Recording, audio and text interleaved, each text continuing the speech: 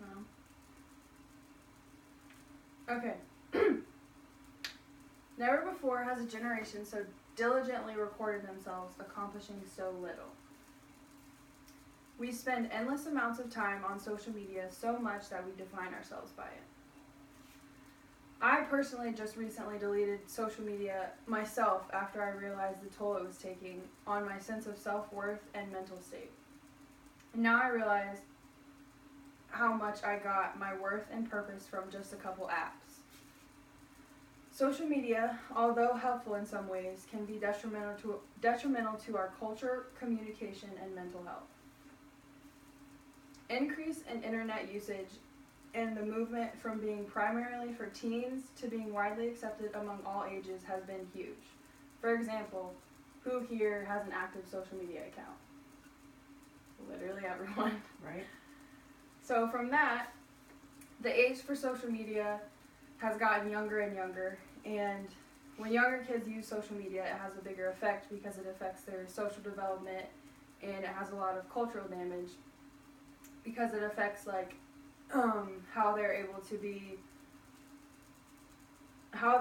be social with other kids, and it affects how they pay attention and stuff like that. The social and cultural threat doesn't only affect the younger generation, but it has possible effects for any and every user of social media. It's possible for us to become addicted to the dopamine hits that our brains get from social media. It lights up the same way it would as if you were on a drug like heroin or falling in love. Social media was actually designed for us to become addicted, and because getting more and more likes, you get addicted to that feeling of being good enough or approval. New neural pathways are created that cater to social media culture and perfection in images, and gives you unrealistic expectations for yourself.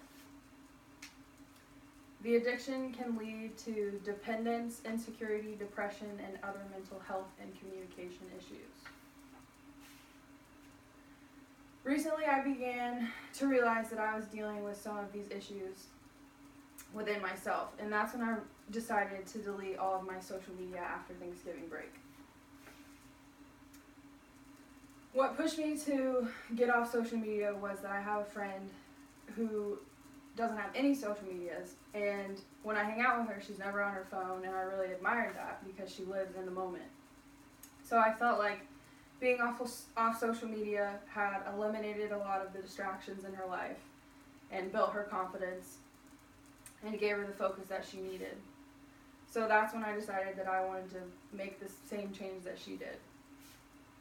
Since I have been off social media, I have been more inspired and focused, and I have seen an overall increase in my mood and sense of presence while I'm around people. And I feel a sense of personal satisfaction. I'm a week and a half off social media, and I'm already noticing the positive effects of my decision. I would recommend this to anyone. In conclusion, now you know how and why social media can be dangerous for our culture, communication, and mental health. In this speech, I covered the history of social media, the evolution of our modern culture.